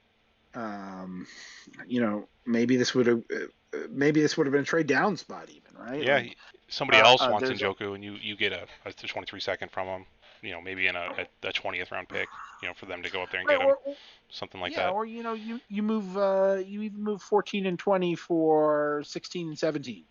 Yeah, I like that. Yeah. And then you're into this looking into this 16th, 17th round, right? It's Okuyeboom, Keyshawn Vaughn, Mecole Hardman, Sony Michel. These are like upside play. Josh Palmer. Right, there's a whole bunch of upside plays you like that are then gone by round 2021. Right, so like I don't know. There's a I don't really love this whole 12th through 14th round area.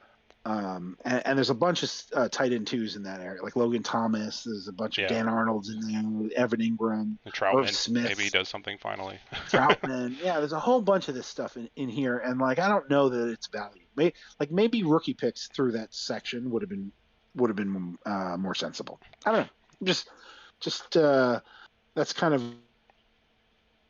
a lesson I've taken. It's like I didn't love pushing the tight end 2 because just there's tight ends till the 38th round. There's 38th round. I took Drew Sample. Drew Sample could be Joe Burrow's starting tight end, right? Like, Yep. yeah. Davis Mills was too low. That was one of my other takeaways. Mm-hmm. Thank you. That was a good value. I was happy to. Hunter Henry goes immediately after, and I have 0 tight ends on my team at that point. So I had Mills and Henry at 1 and 2, and I'm going to take the quarterback over the tight end. I mean, it's pretty easy there, I think. It's just a chance there. Yeah, it's just a chance. I thought Freiermuth was a little high, honestly. Yeah. It's a round ahead of Gesicki. It's 3 rounds ahead of Dawson Knox. It's 5 rounds ahead of Zach Ertz. Like there's another example, right? Of like you're going a little early into this tight end 2. I mean, he might be a back end tight end 1, but like, you're going a little early into some of these. I might just take these wide receivers. Just keep stacking up the wide receivers. That's where I was at. When you're in these 3 wide leagues, guys, it's you got to fill your receivers, and you got to fill them out in that rounds 4 through 9 area. You got to just get all of them full. You know, it's you want them. Yeah, you want these young receivers who are on rookie deals, or just young in general and have put up volume, like a DJ Moore or Deontay. Bunches and bunches of them. Yep. Bunches and bunches. Yeah, you can't have enough of them. I agree.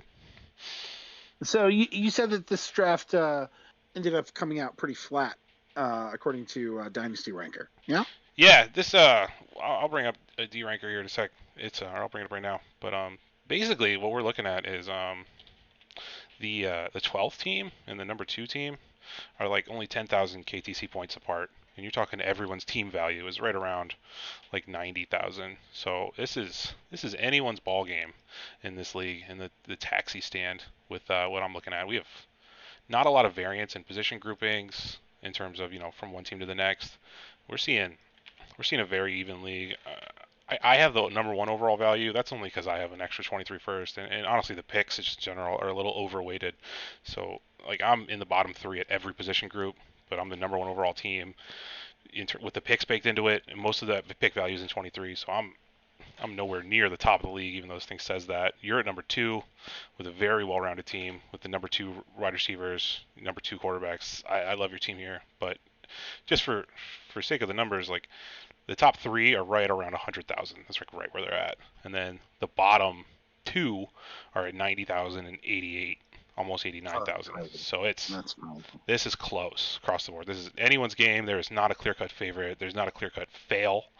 I think we both wanted to touch on 1 or 2 teams that jumped out at us, and for me it was Billings, Billings in his draft board. He took 3 quarterbacks straight down the list: Herbert, Watson, Lawrence to start it off. He got J.K. Dobbins and Cam Akers at the 4.9 and 5.4. I think that's a nice core of rookies on their rookie deal. He picks up Michael Carter for that group in the 8th, and he kind of tiptoes through the raindrops in round 6, where he trades up from his 7th to get Chris Godwin and Terry McLaurin. Yep. I don't think Godwin's going to play that much, but we'll see. That was my trade. He traded that with me on the clock. He gave me 7-4, which I turned into 106, rookie 106, and a 2023 second.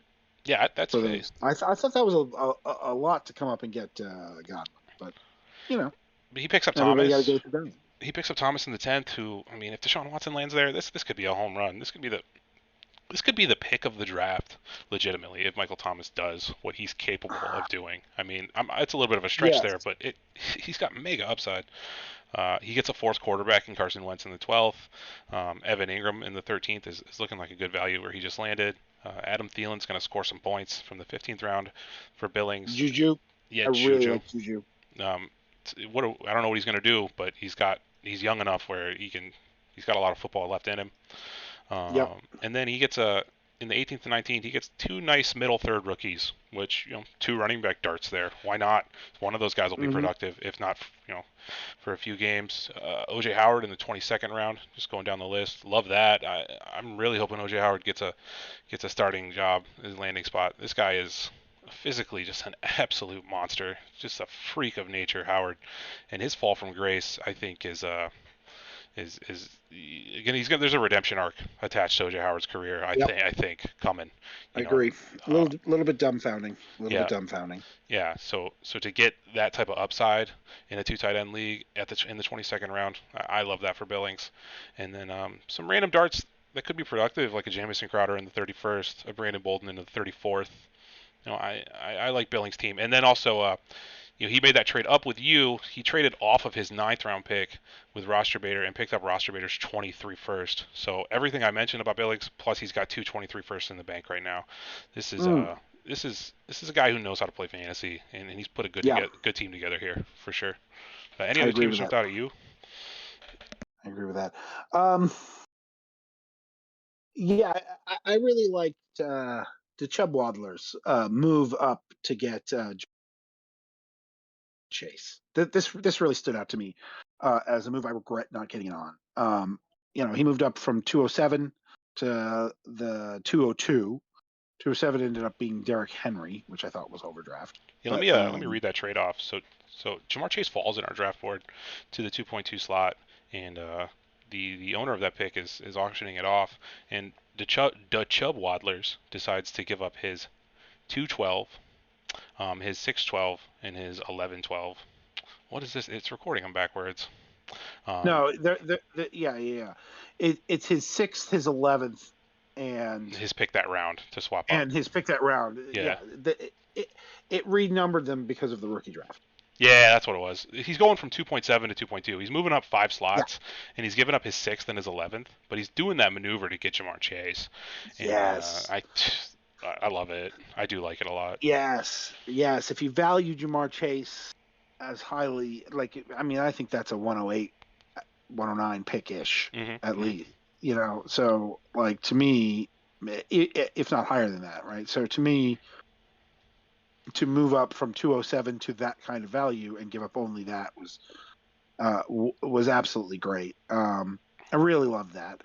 And then, I liked some of the other work that he did around the board with getting on the top tier of quarterbacks with Kyler Murray. I liked the young wide receivers, Jalen Waddle in the 3rd. That's terrific value. Oh yeah, second half of the 3rd for Waddle. Love that. Yeah, that's very well. So he took advantage of the quarterback run. He moved out of that spot. I think he picked up something. He picked up a 9 in that move, and I think he got like a 23 second with it. Maybe I feel like he got a future. Right. Well, look, yeah. Right. So then he's moving around. He still ends up with Antonio Gibson. We've liked his his prospects this offseason. He ends up with Nick Chubb. Noah Fant, who I think is a sneaky winner in that trade. I know everybody felt like he was a loser because for a second, you thought he had Russell Wilson, and then he's still got Drew Lock. But I actually like him in Seattle with Drew Lock better than in Denver with Drew Lock. Yeah, I kind of roasted Fant in one of my videos. I don't think you want to take him at the 7.6. He probably regrets this. But I like Cole Kmet too there. But AJ Dillon, he gets a little bit running back heavy for me. But I do like, and he's very light on rookie picks. But he's got a lot of these wide receivers in the middle spots that I think somebody from Curtis Samuel or De'Ami Brown.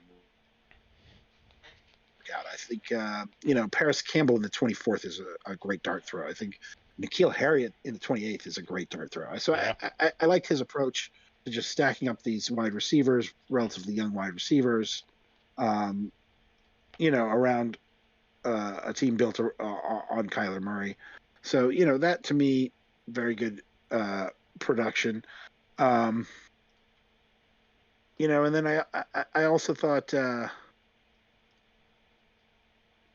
Jack Powers had a pretty nice draft, or a very, very, very interesting draft. Pretty nice, very interesting, with the heavy investment in tight ends, right? So he had the 101, and he took Pat Mahomes, and then he traded a whole bunch of stuff to get up to the 110 and took Kyle Pitts in a 2 tight end premium.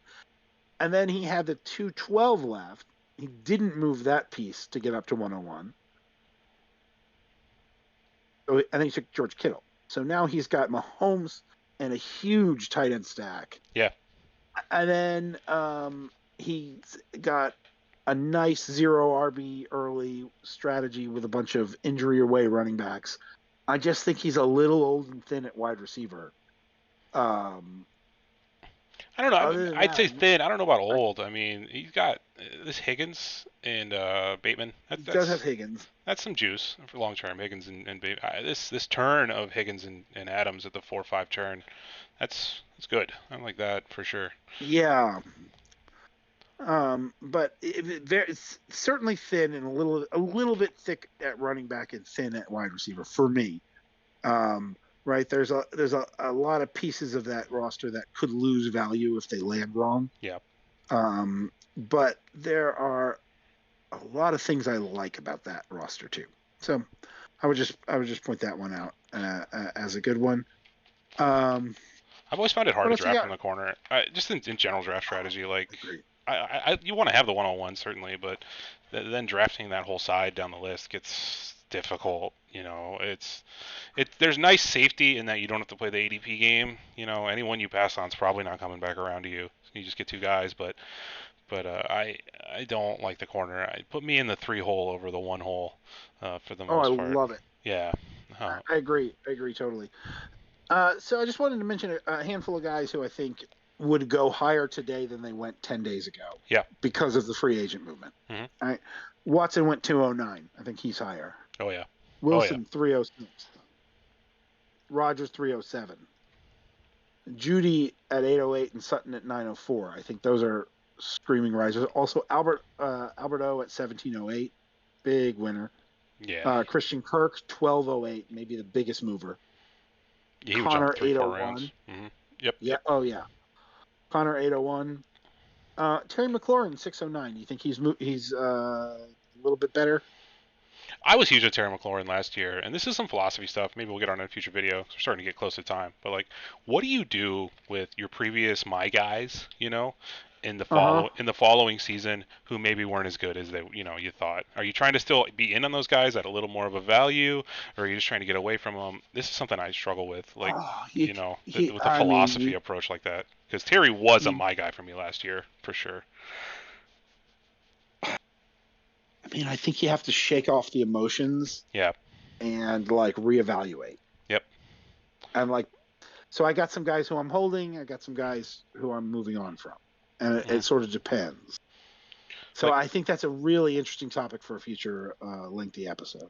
Like I was burned by Debo. I love Debo. I had tons of Debo after his rookie season, and I had tons of Debo throughout his second year for the most part. And I just started cooling on him, and I cooled on him as he became the cheapest he was ever going to be.